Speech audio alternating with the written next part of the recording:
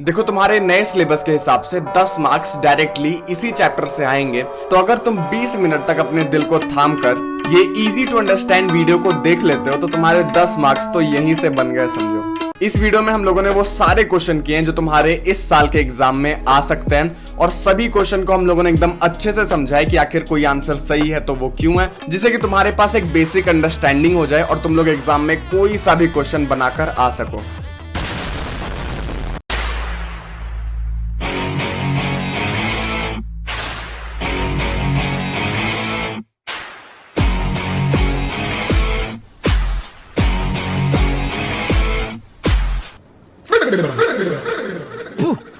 साला छोटी गंगा बोल के नाले में कुदा दे। तो आज के इस वीडियो को देखने के बाद तुम्हारे नेशनलिज्म इन यूरोप के एमसीक्यू की प्यास बुझने वाली है। इस वीडियो को देखने के बाद तुम्हारे एग्जाम में जितने भी क्वेश्चन इस चैप्टर से आएंगे सारे बन जाएंगे। और मैंने सीबीएसई के हेडक्वार्टर के पियून भैया से बात कर ली है, सारे क्वेश्चन इसी में है, क्योंकि एक टीम में बस एक ही गुंडा होता है और इस टीम का गुंडा पियून भैया। इसी वजह से इस वीडियो को ध्यान से देखना। और हाँ, एक और बात कि इस वीडियो में हम लोग यार एमसीक्यू से एमसीक्यू तक ऐसे कूद कूद कर नहीं चलेंगे। हम लोग देखेंगे कि अगर कोई आंसर सही है तो वो क्यों है, फिर उस आंसर का रियलिटी में मतलब क्या है। मतलब इस वीडियो के जितने भी क्वेश्चंस हैं उससे कई ज्यादा क्वेश्चंस हम लोग रियलिटी में सॉल्व कर रहे होंगे। तो बस ध्यान से यार इस वीडियो को देखो और फुल मार्क्स स्कोर करो अपने बोर्ड एग्जाम में। तो चलो यार अपना पहला क्वेश्चन देखते हैं। Which one of the following types of government was functioning in France before the revolution of 1789?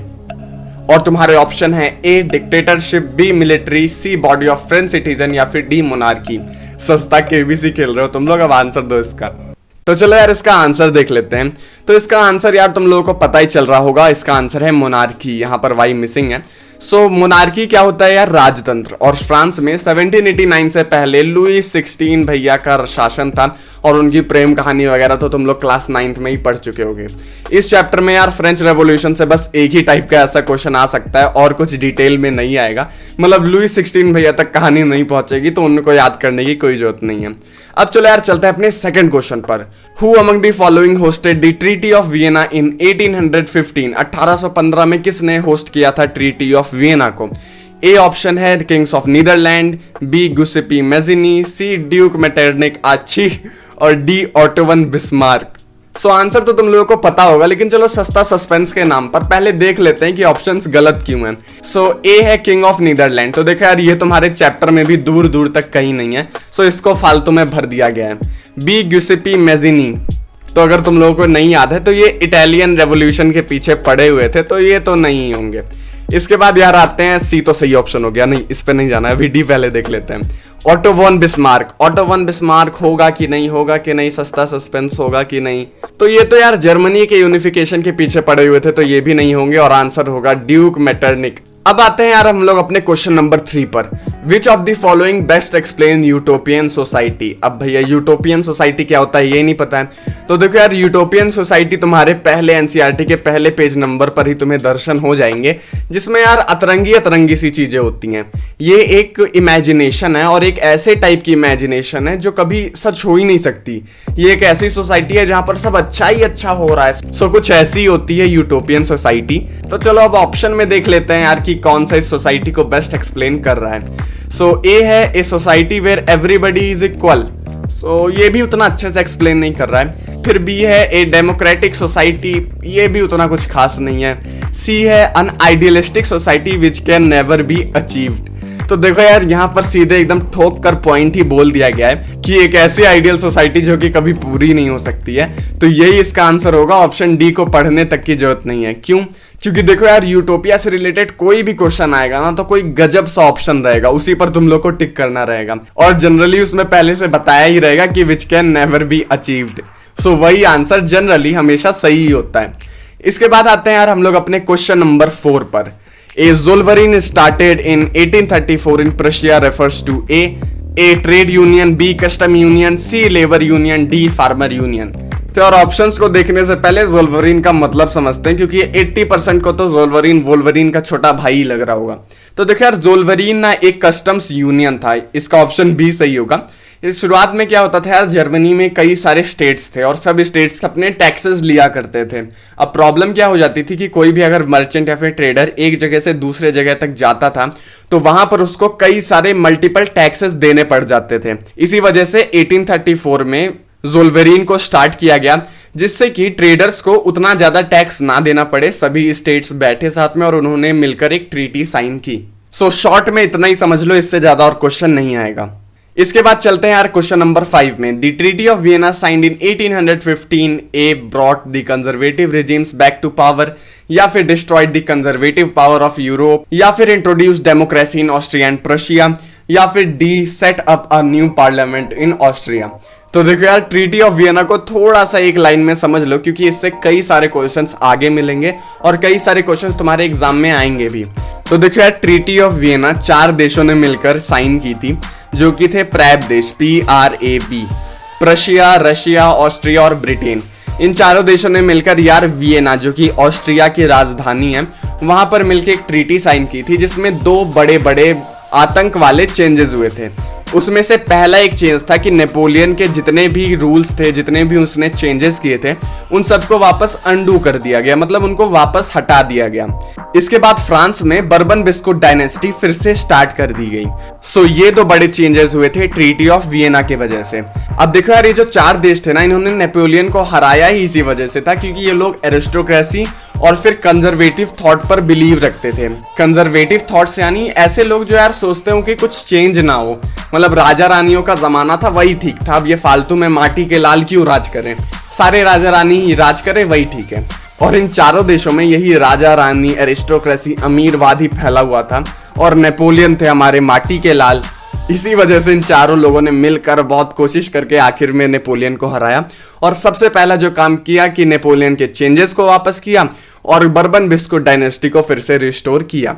अब इतना पढ़ने के बाद तुम लोगों को ऑप्शन ए लग गया होगा कि यही सही आंसर है, क्योंकि ट्रीटी ऑफ वियना में सीधे सीधे कंजर्वेटिव रिजीम, जो पुराने विचारधारा वाली सोच थी, जो राजा रानी वाली जो परंपराएं थी, उन्हें फिर से वापस लाया गया था, बैक टू पावर किया गया था। अब चलते हैं यार अपने क्वेश्चन नंबर 6 में।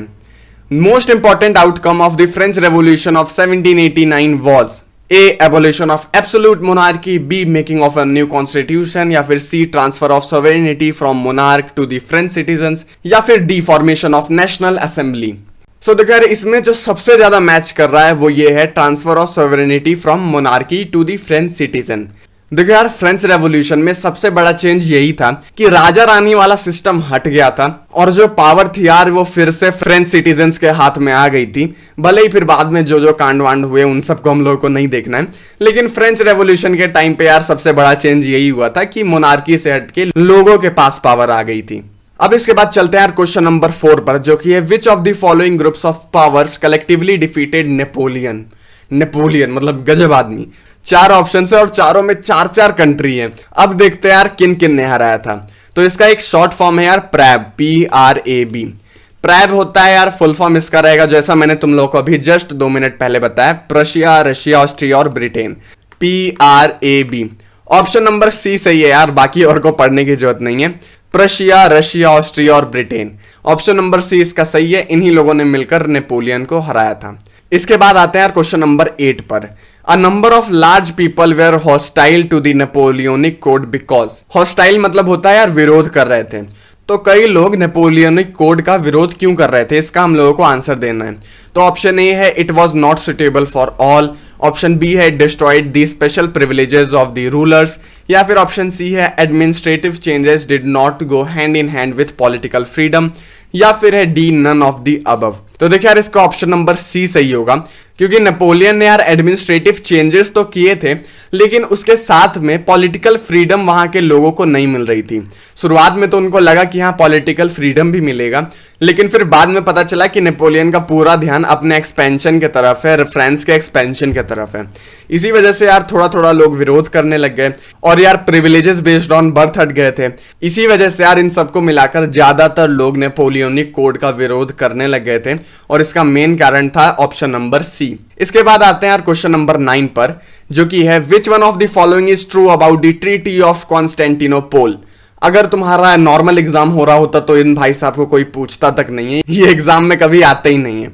बट एमसीक्यू में यार ये आ सकते हैं, मुझे फोन करके प्यून भैया ने बताया, तो इसको अच्छे से याद कर लो। सो ट्रीटी ऑफ कॉन्स्टेंटिनोपोल में ग्रीस को एक इंडिपेंडेंट नेशन मान लिया गया था। सो ऑप्शन नंबर बी इसका सही होगा। अब हम लोग चलते हैं यार क्वेश्चन नंबर 10 पर। हु सेड व्हेन फ्रांस अच्छी स्नीजेस, छींकता है, the rest of Europe catches cold? तो इसका आंसर होगा यार मेटरनिक। लेकिन आगे बढ़ने से पहले तुम्हारी दिक्कतें दूर कर देता हूं। गैरीबाल्डी, मजीनी, बिस्मार्क, मेटरनिक, इन सब के कंफ्यूजन को ही दूर कर देता हूं। सो 2 मिनट बस शांति से सुन लो, एक एक करके इनको समझ के निपटा ही देते हैं अभी के अभी। गैरीबाल्डी कौन थे यार? Sorry, Garibaldi. तुम लोग भी बाल्टी मत याद करो, मैं कब से कह रहा हूं तुम लोगों को। सो गैरीबाल्डी यार ये इटालियन यूनिफिकेशन के पीछे पड़े हुए थे। इटालियन यूनिफिकेशन में इन्होंने बहुत बड़ा योगदान दिया था। जो सदर्न इलाका है इटली का, मतलब तुम लोग अपने बुक में देखोगे तो फटे मुझे टाइप का इटली है, उसमें जो सदर्न इलाका है, जो ऐसे करके ऐसे होगा तुम्हारा, उस इलाके पर थे स्पेन के रूलर्स। उन्हें इन्होंने हटा दिया था वहां के पीजेंट्स वगैरह के मदद से। सो इन्होंने इटालियन यूनिफिकेशन में अपना योगदान दिया था। इसके बाद बी, मजीनी। मजीनी ने यार कई सीक्रेट सोसाइटी वगैरह बनाकर इटालियन यूनिफिकेशन की शुरुआत की थी, लेकिन वो सक्सेसफुल नहीं हो पाए थे। फिर बाद में गैरीबाल्डी वगैरह ने पूरा किया था। सो मजीनी के लिए इतना जानो कि उन्होंने कई सीक्रेट सोसाइटी बनाई थी, फॉर एग्जांपल यंग इटली और यंग यूरोप, और इससे ये इटालियन यूनिफिकेशन करवाना चाहते थे लेकिन करवा नहीं पाए। इसके बाद यार बिस्मार्क कौन है? तो बिस्मार्क यार प्रशिया के प्राइम मिनिस्टर थे और इन्हीं का बहुत बड़ा योगदान था जर्मनी के यूनिफिकेशन में। इनका पूरा नाम है ऑटोवन बिस्मार्क, तो इनको अच्छे से दिमाग में बैठा लो कि ये जर्मनी के यूनिफिकेशन में पार्ट ले रहे थे। और एक तो ऐसा गजब गजब नाम ये अंग्रेज लोग रखे हुए हैं अपना, कि खिचड़ी ही पूरी बनी हुई है। तो यार एक बार दिमाग में बैठा लोगे गैरीबाल्डी गैरीबाल्टी, जोर जोर से चिल्ला दोगे तो फिर नाम याद हो जाएगा, उसकी कोई चिंता नहीं है। इसके बाद चलते हैं क्वेश्चन नंबर 11 पर। Which treaty recognised Greece as an independent nation? अब देखो यार ये पुराने वाले क्वेश्चन का छोटा भाई है, तो इसका सही आंसर होगा ट्रीटी ऑफ कॉन्स्टेंटिनोपोल। अभी जस्ट ऊपर ही तो डिस्कस किया हम लोग। अब चलते हैं यार क्वेश्चन नंबर 12 पर। At which of the following places the Frankfurt assembly convened? तो देखो यार इसका सही आंसर होगा सेंट पॉल में, at the church of Saint Paul. अब ये था क्या? तो यार शॉर्ट में बता देता हूँ कि ये जो लिबरल्स लोग थे ना, उन्होंने अपनी ही एक नई जर्मन नेशनल असेंबली बनाई थी और वो सोच रहे थे कि नहीं हम ही लोग अच्छे से रूल कर सकते हैं। और उस जर्मन नेशनल असेंबली में यार बिजनेसमैन, मिडिल क्लास लोग, यही सब लोग भरे पड़े थे। इसी वजह से उन्होंने मीटिंग की थी चर्च ऑफ सेंट पॉल में और उन्होंने उसे नेशनल असेंबली कहा था। वहां पे यार 831 मेंबर्स गए थे एक साथ इलेक्ट होकर, और वो लोग वहां पर एक नया कॉन्स्टिट्यूशन बना रहे थे और सोच रहे थे आज यहीं से घोषणा कर देंगे कि इस देश का राजा कौन होगा। लेकिन प्रॉब्लम ये आई कि चिल्लर पार्टीज ने जिस राजा को सिलेक्ट किया वही बोल दिया कि नहीं, हम मुझको तुम लोगों के ग्रुप में नहीं रहना है, मैं दूसरे साइड चल रहा हूं। सो यही हुआ था फ्रैंकफर्ट के असेंबली में। छोटा सा इन शॉर्ट में मैंने बताने की कोशिश की है। अब अगर चैप्टर ही नहीं पढ़े रहोगे तो कैसा समझ में आएगा, और अगर नहीं पढ़े हो तो मैंने यार इस चैप्टर को समझा रखा है, तो तुम लोग डिस्क्रिप्शन बॉक्स है एकदम अच्छे से पूरा चैप्टर समझ सकते हो। अब चलते हैं यार अपने क्वेश्चन नंबर 13 पर। Which one of the countries is considered as the cradle of civilization? Cradle मतलब होता है यार जहां से शुरुआत हुई, उद्गम जहां से हुआ। तो किस कंट्री को क्रेडल ऑफ सिविलाइजेशन कहा जाता है, कि किस कंट्री को माना जाता है कि यहां से सिविलाइजेशन फैली हुई है? सो यार इसका करेक्ट आंसर होगा ऑप्शन बी, ग्रीस। ग्रीस यार तुम लोगों ने सभ्यता के नाम पर बहुत सुना होगा। तो यार ग्रीस बहुत पुराने टाइम पर बहुत ज्यादा डेवलप्ड थी और वहां पर एक प्रॉपर सिविलाइजेशन थी, और फिर ये माना जाता है कि वहां की सिविलाइजेशन बढ़ी फली फूली और फिर वहां के लोग इधर उधर चले गए और फिर बाकी कंट्रीज और बाकी सिविलाइजेशंस वगैरह बनी, जैसे इंग्लैंड, रशिया, फ्रांस, ये सब ओरिजिनली नहीं बनी है। ग्रीस को ऐसा माना जाता है कि वो ओरिजिनली वहां पर सिविलाइजेशन बनी थी। इसके बाद आते हैं क्वेश्चन नंबर 14 पर, जो कि है रोमांटिसिज्म रेफर्स टू ए। सो इसका मतलब वो नहीं है, रियलिटी में इसका मतलब है कि पोएम, स्लोगन्स और पेंटिंग्स वगैरह की मदद से अपने थॉट्स को इधर उधर पहुंचाना, देशवासियों को बताना। ये एक कल्चरल मूवमेंट था जिसमें कई लोगों ने नाच गाकर, पेंटिंग्स वगैरह बनाकर अपने थॉट्स को फैलाया था और नेशनलिज्म की फीलिंग को बढ़ाया था। अब चलते हैं यार अपने नेक्स्ट क्वेश्चन पर, जो कि है who among the following from the secret society called Young Italy? So इसका आंसर हम लोगों ने यार पहले देखा था, जो कि है ग्यूसेपी मैजिनी। इन्होंने इटालियन यूनिफिकेशन की शुरुआत की थी और इन्होंने कई सारी यार सीक्रेट सोसाइटी बनाई थी इटालियन यूनिफिकेशन के लिए, लेकिन यार ये सक्सेसफुल नहीं हो पाए और फिर बाद में कुछ लोगों ने मिलकर इटालियन यूनिफिकेशन को सक्सेसफुल करवाया। ऑटो वन बिस्मार्क के बारे में मैंने तुम लोग को बताया, मुझे पता है भूल गए हो फिर से। तो इन्होंने जर्मनी के यूनिफिकेशन में अपना योगदान दिया था। मेटरनिक आची, फिर जोहान गॉटफ्राइड, ओ सॉरी बहुत बुरा लगा नाम भी यार गजब रखते हैं लोग, गॉटफ्राइड, पढ़ के ही तंदूरी तंदूरी फीलिंग आ रही है। तो इनको अभी रहने देते हैं, आगे जब इनका जिक्र होगा तब इनके बारे में समझेंगे। इसके बाद आते हैं यार क्वेश्चन नंबर 16 पर। Which one of the following states was ruled bye an Italian princely house before unification of Italy. तो देखो यार, इटली जो था वो फटे मोजे टाइप का था, तुम लोगों को स्क्रीन पर भी दिख रहा होगा। तो वहां पर यार साइड में एक छोटा सा टापू था, और वहीं पर रियलिटी में जो इटली के हकदार थे, इटली की जो ओरिजिनल रूलर्स थे, इटली की जो रियल डायनेस्टी थी, वो वहां पर छोटे से टापू पर रह रहे थे। बेचारा पूरा इटली उनका था, लेकिन वक्त ने किया कुछ हसीन सितम, और बेचारे उसी स्टेट का हम लोगों को यार नाम बताना है कि वो टापू का नाम क्या था। तो इसका आंसर होगा यार सर्डिनिया पिडमोंट। सर्डिनिया पिडमोंट के राजा थे विक्टर इमैनुअल II, और वो चाहते थे कि हम लोग अपना साम्राज्य फिर से स्थापित करें और इस फटे मोजे को अपनी डायनेस्टी से फिर से सिल दें। और उनके चीफ मिनिस्टर थे यार कैवोर, और वही रिस्पॉन्सिबल थे जो नदन हिस्सा है इटली का उसके यूनिफिकेशन के लिए। सो नदन हिस्सा मतलब कि ऊपर वाला हिस्सा कैवोर ने यूनिफाइड करवा दिया, नीचे वाला हिस्सा गैरिबाल्डी ने यूनिफाई करवा दिया। सो ऐसा ही कुछ हुआ था यूनिफिकेशन ऑफ इटली। अब मैं अपने जज्बात को काबू करके बता रहा हूं, मैं पूरा इटालियन यूनिफिकेशन यार तुम लोगों को अभी समझाना नहीं चाह रहा हूं, क्योंकि यार एमसीक्यू वीडियो है, तुम लोग आधे से ज्यादा समझे हुए होगे और फिर बोलोगे कि नहीं भैया आपने तो पूरा राम कहानी बता दी। इसी वजह से अगर इसके बारे में पूरा डिटेल में समझना है कहानी, इसी वजह से डिस्क्रिप्शन बॉक्स में एक वीडियो होगा, एक्सप्लेनेशन वीडियो इस चैप्टर का, उसको देख लो, फिर समझ में आ जाएगा। एंड हाँ, सब्सक्राइब नहीं किए हो, अभी टाइम है, अभी कदम बढ़ाओ और सब्सक्राइब बटन दबाओ। एंड तुम्हारे लिए कई धमाकेदार वीडियोस तुम्हारे बोर्ड एग्जाम के लिए इस चैनल पर आ रहे हैं, तो बेल आइकन वगैरह ये जो करते हो वो सब ऑन वगैरह कर लेना, जिससे कि तुम लोगों को प्रॉपर नोटिफिकेशन वगैरह पहुंच जाए। चलो यार, अब अपने क्वेश्चन नंबर 17 पर आते हैं। सब्सक्राइब किए कि या फिर वैसे ही सुन के छोड़ दिए हो? अभी करो, जिससे कि आगे वाले वीडियोस मिले रियलिटी में भाई। Who was responsible for the unification of Germany? Germany के लिए कौन रिस्पॉन्सिबल था? तो हम लोगों ने यार ऑलरेडी क्लियर किया हुआ है कि कैवोर थे क्या? नहीं थे। मजीनी थे क्या? नहीं थे। गैरिबाल्टी? अरे नहीं भाई, ये तीनों तो यार इटली में ही लंका लगा रहे थे। सो बाकी बचे हमारे बिस्मार्क। बिस्मार्क यार ओरिजिनली जर्मन यूनिफिकेशन में इन्होंने हाथ बढ़ाया था, और जर्मन यूनिफिकेशन इन्हीं के वजह से लगभग सक्सेसफुल हुआ था। और यार इन्हें अंग्रेजी में आर्किटेक्ट ऑफ जर्मन यूनिफिकेशन भी कहा जाता है। तो हो सकता है तुम्हारे एग्जाम में ये वाला क्वेश्चन भी आ जाए, क्योंकि बहुत फैंसी टाइप का ये क्वेश्चन है, बहुत चला हुआ है। तो इसको भी दिमाग में रखना कि इन्हें आर्किटेक्ट ऑफ जर्मन यूनिफिकेशन कहा जाता है, ऑटो वन बिस्मार्क को, या फिर शॉर्ट में कहे तो बिस्सू। अब आते हैं अपने नेक्स्ट क्वेश्चन पर। Who among the following was proclaimed the first king of United Italy? तो इसके आंसर होगा विक्टर इमैनुअल II। इसके बाद आते हैं यार क्वेश्चन नंबर 19 पर। Which one of the following statement is false regarding the act of union of 1704? So इसमें हम लोगों को फॉल्स स्टेटमेंट खोजना है, मतलब कि 3 सही होंगे तो 3 हम लोगों को पता भी चल जाएगा कि कौन कौन से सही हैं। तो इससे क्वेश्चन आएगा तो उसको भी बना देना। इसने बेसिकली यूके ग्रेट ब्रिटेन बनाया था, यूनाइटेड किंगडम बनाया था, और ये 1707 में हुआ था। एंड पॉइंट वाली बात इसमें यह है कि इसमें आयरलैंड शामिल नहीं था।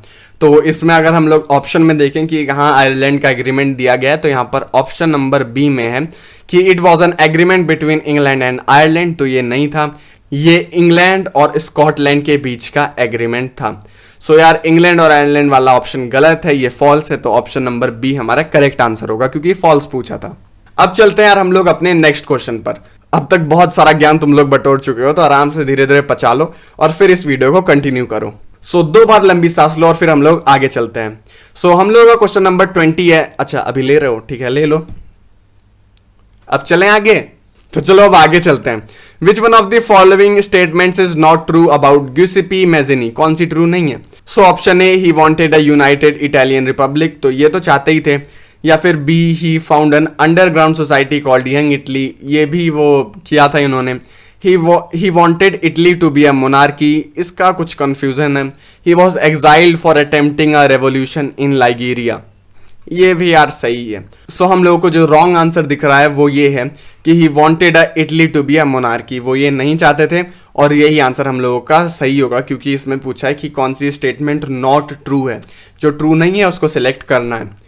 अब चलते हैं यार हम लोग क्वेश्चन नंबर 21 पर कि विच of the following is an allegory attribute of liberty? So liberty के लिए कौन सा सिंबल इस्तेमाल किया गया है एलिगरीज में? तुम लोगों को जर्मेनिया और फिर मारियान आंटी के बारे में तो पता ही होगा, नहीं पता है तो देख लो इन्हें। एंड इनसे इस साल कई सारे क्वेश्चंस आने की संभावना है, तो इसको थोड़ा सा अच्छे से समझ लो। हम लोगों का ऑप्शन नंबर ए है क्राउन ऑफ ओक। तो यार ये लिबर्टी का साइन नहीं था, ये था हीरोइज्म का साइन, मतलब पूरा आतंक हीरोइज्म। वहां पर जर्मनी में क्राउन ऑफ ओक को एक हीरोइज्म का सिंबल समझा जाता है। इसी वजह से तुम्हारी जर्मेनिया आंटी ने ऊपर क्राउन ऑफ ओक लगा पहन रखा है, हरी हरी पत्तियां पहन रखी हैं। इसके बाद आते हैं यार रेड कैप। तो जर्मेनिया आंटी ने तो ये क्राउन वाला ये ताज पहन लिया, तो बाकी बची मारियान आंटी।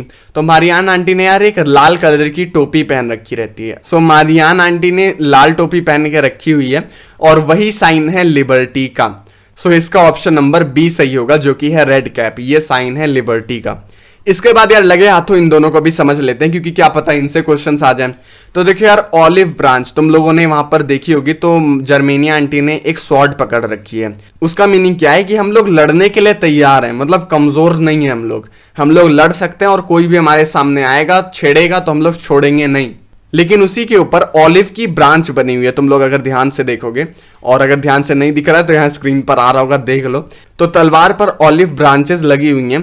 इसका मतलब कि हम लोग लड़ तो सकते हैं लेकिन हम लोग पीस चाहते हैं। हरा हरियाली ऑलिव ब्रांच का मतलब होता है पीस। सो हम लोग यार लड़ने के काबिल हैं, लेकिन हम लोगों को पीस चाहिए। इसके बाद आते हैं यार अपने नेक्स्ट क्वेश्चन पर, जो कि है which area was known as the powder of keg of Europe. तो देखो यार केग मतलब होता है एक बैरल, एक ड्रम, और पाउडर केग मतलब एक बारूद का बैरल, एक बारूद का ड्रम जो कभी भी फट सकता है। सो यूरोप में किस एरिया को ये कहा जाता था?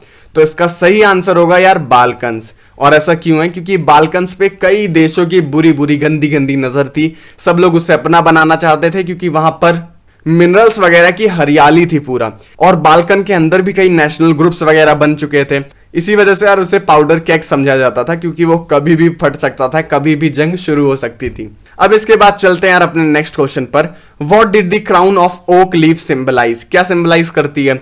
ए courage, B heroism, C peace, या फिर डी टॉलरेंस? अरे भाई हीरोइज्म इसका आंसर है। हम लोगों ने अभी तो देखा था कि हीरोइज्म क्राउन ओक को रिप्रेजेंट करता है। जर्मेनिया आंटी ने ये हीरोइज्म का ये ताज पहन रखा है और वो प्रॉपर हीरो लग रही हैं। अब यार इसके बाद देखते हैं क्वेश्चन नंबर 24, जो कि है the Ottoman empire was ruled by the emperor of. Option A Turkey, B Russia, C Britain, D Prussia. So इसका करेक्ट आंसर होगा टर्की। तुर्की भी बोल सकते हो और कोई प्रॉब्लम नहीं है, जो बोलना है वो बोलो। अंग्रेज लोग जब हम लोगों के नामों को पता नहीं कैसे गजब गजब तरीके से बोलते हैं, तो हम लोगों को बोलने में क्या प्रॉब्लम है? तो अपने हिसाब से जो तुमको याद रखे, जो तुमको सदाबहार याद रहे, एग्जाम में लिख पाओ, वही याद कर लो। और बीच में अगर कोई तुमको टोके तो उसको ये सुना देना और बोलना टिट फॉर टैट। अब आते हैं यार अपने क्वेश्चन नंबर 25 पर। What does a blindfolded woman carrying a pair of weighing scales symbolize? So सीधी भाषा में एक कानून की देवी हैं जिन्होंने एक वेइंग स्केल पकड़ रखा है और आंखों में पट्टी है, मतलब कि वो किसी को भी देखकर नहीं तौलती हैं, वो सच्चाई के बेसिस पर लोगों को तौलती हैं। सो इसका आंसर यार सी सही होगा, जो कि है जस्टिस। और इसी के साथ यार ये वीडियो खत्म होता है। हम लोगों ने इस चैप्टर के मोस्ट इंपॉर्टेंट क्वेश्चंस, नहीं हो अगर टाइम है तो दूसरी बार भी इस वीडियो को देख लेना कभी, लेकिन अपने दिमाग में जरूर बैठाओ। एंड हम लोगों ने अपना ये पूरा चैप्टर एकदम अच्छे से निपटा दिया है। अब इसकी कोई टेंशन नहीं है। अगर एक्सप्लेनेशन वीडियो अब तक नहीं देखे हो तो देख लो, क्योंकि उसमें कई सारी ट्रिक्स हैं, ऐसे तरीके से समझाया गया तुमको कि बस दिमाग में बैठ जाएगा और फिर पढ़ने वढ़ने की जरूरत नहीं पड़ेगी। तो यार इसी के साथ हम लोगों ने इस चैप्टर के मोस्ट इंपॉर्टेंट क्वेश्चंस वगैरह देख लिए हैं। ऐसे ही हम लोग तुम्हारे टर्म 1 के हर चैप्टर को एकदम अच्छे से निपटाते चलेंगे टर्म 1 के लिए, एंड फिर इसके बाद तुम्हारा जैसे ही टर्म 1 होगा हम लोग टर्म 2 के लिए भी शुरू हो जाएंगे। और कुछ करो ना करो, चुटपुटिया दोस्तों को अभी शेयर करो सबसे पहले, और सब्सक्राइब वगैरह तो अब तक कर ही दिए होगे। अगर नहीं किया तो किसका इंतजार कर रहे हो भाई? जर्मनी आंटी खुद बोलेंगी तब करोगे क्या? एंड थोड़ा कम सीरियस हो जाओ, बोर्ड एग्जाम उतना भी हार्ड नहीं आता जितना हवा बना रहता है। बस तुम लोग ये एमसीक्यू वगैरह कर लोगे या फिर ये वीडियोस वगैरह देख लोगे और चैप्टर थोड़ा अच्छे से समझ जाओगे, बस यार 85 90 95 एकदम तुम्हारे सेट है, उसका कोई इशू नहीं है। ज्यादा टेंशन लोगे बाल झड़ जाएंगे, बुढ़े हो जाओगे अभी से, तो फिर बोर्ड एग्जाम के लिए बुढ़ा होने का क्या फायदा। इसी वजह से टेक इट इजी, टेंशन ना लो। एंड तुम्हारे एमसीक्यू सीरीज आ ही रही है, जल्दी जल्दी हम लोग एक एक वीडियोस डालते जाएंगे। एंड तुम्हारे साइंस के एक्सप्लेनेशन वीडियोस जल्दी ही आने वाले हैं, तो मेक श्योर कि तुम लोग उनको भी एकदम गजब तरीके से देखो। सो तब तक के लिए यार थैंक्स फॉर वॉचिंग।